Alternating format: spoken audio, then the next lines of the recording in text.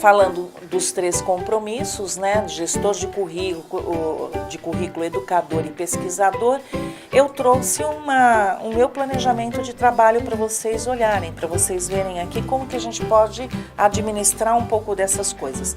Há imprevistos? Com certeza, mas tem uma metáfora usada pelo Guimarães Rosa, que a gente fala da rotina interrompida, é como se a vida fosse interrompida todas as vezes, né? Será que a gente pode interromper a vida todas essas vezes pelos imprevistos? Ou algumas coisas são planejadas, né? Ele fala da garota interrompida, né? Então, essa rotina ela tem que acontecer, né? E esse é o novo paradigma do coordenador gestor que estabelece um plano de ação a partir dos dados que ele tem.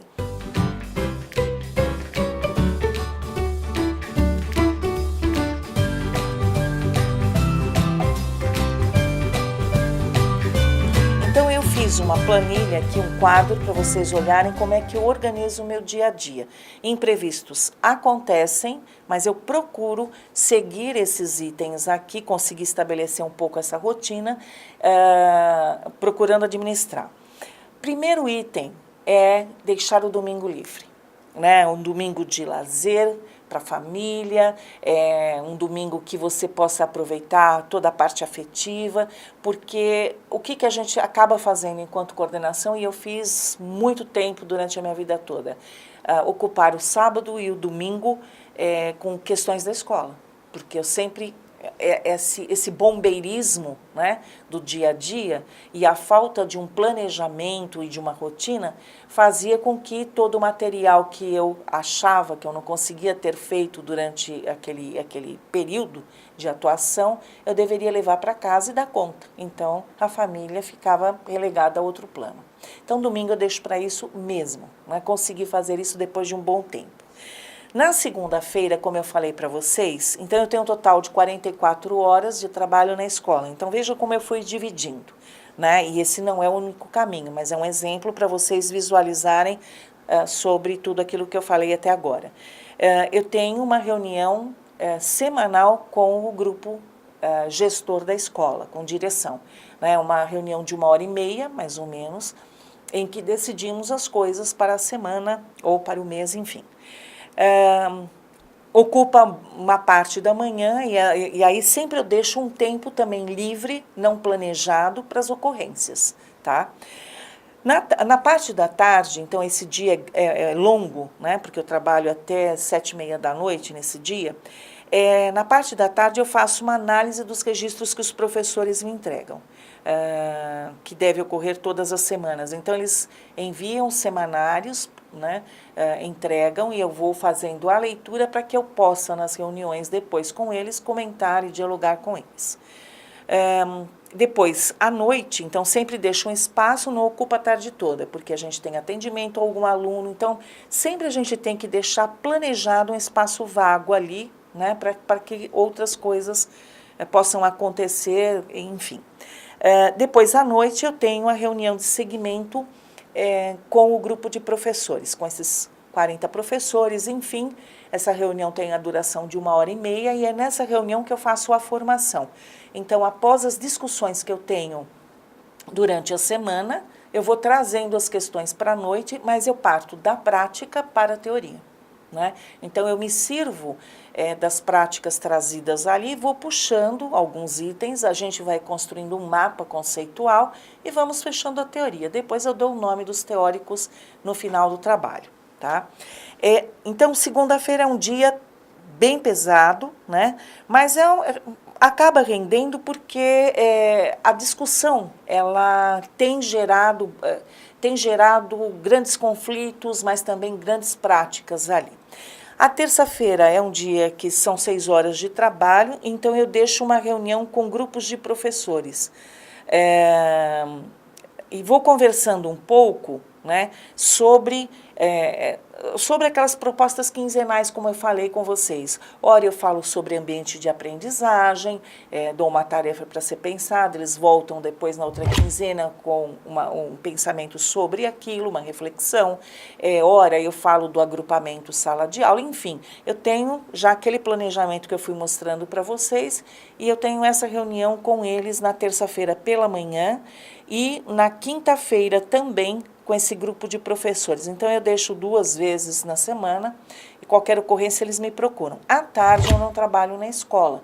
Então, eu trabalho em outro lugar, eu tenho um projeto como gestora, né? Então, eu preciso respirar outro ar também para me alimentar, mas aí são projetos que eu faço.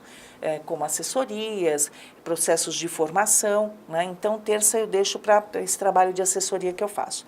Quarta-feira eu tenho tempo integral na escola também, são 10 horas. Então, o primeiro momento eu faço atendimento às famílias. Eu precisei delimitar dias de atendimento na quarta e na sexta-feira, porque se nós deixarmos, a gente atende família todo dia, todo horário, né?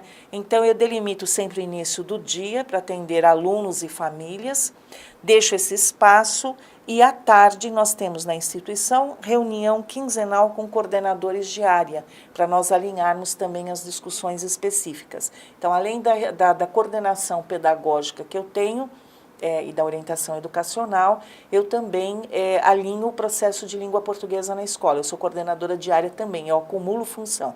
Então, à tarde, eu sou coordenadora de área, trabalhando de educação infantil até o ensino médio com essa coordenação.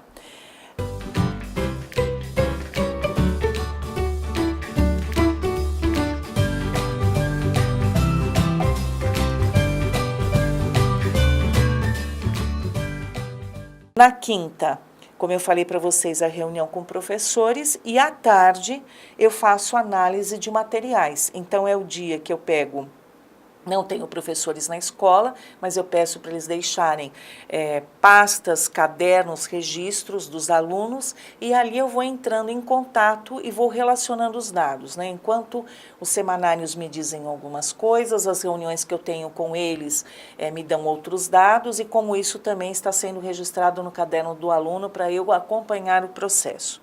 Na sexta-feira, atendimento, então, como eu havia falado, a alunos e famílias, e planejamento da rotina da próxima semana. Então, eu coloco todas as pendências, eu tenho um caderno que eu vou anotando tudo que eu preciso fazer, né?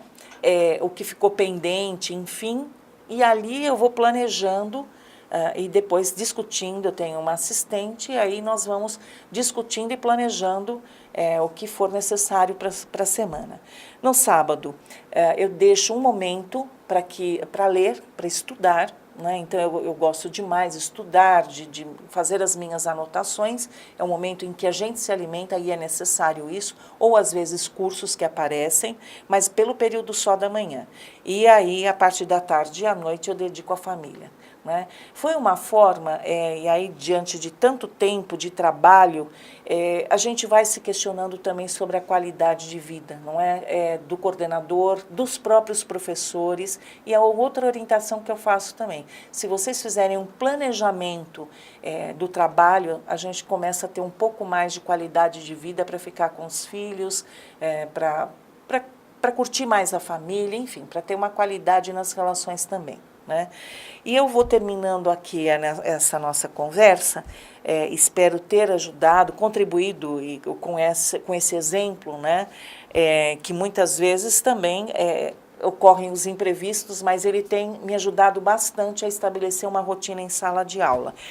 Trago uma bibliografia de apoio para vocês, bem interessante, e que fica à disposição, e eu vou deixar alguns questionamentos aí para o nosso próximo encontro. Então, uma das coisas que eu me pergunto como é que eu estou me vendo e construindo o meu papel na escola, né? Como é que eu passo esse trabalho do coordenador, que é um trabalho sério, árduo, mas que também pode ser muito interessante, muito prazeroso. Como é que eu tenho passado isso também para as pessoas, né? Como é que elas me veem?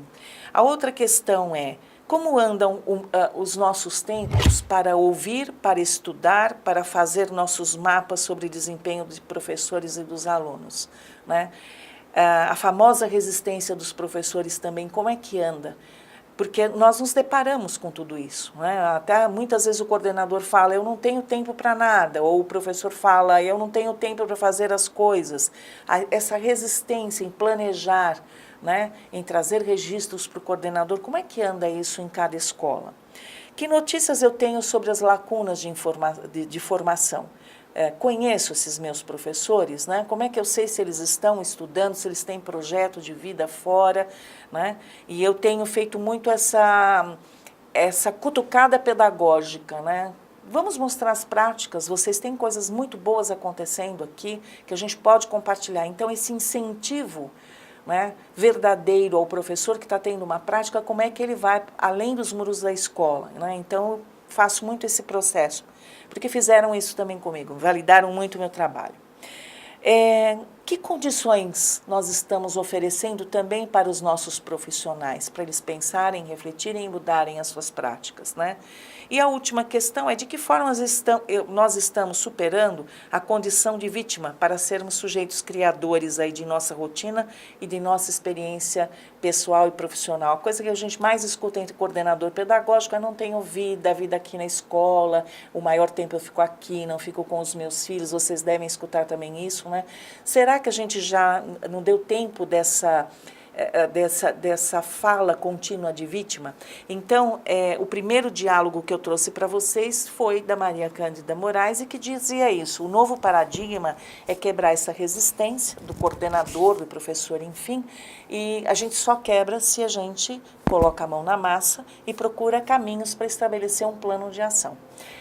Eu agradeço a atenção de vocês, espero ter contribuído e vamos trocar, compartilhar nossas experiências no fórum.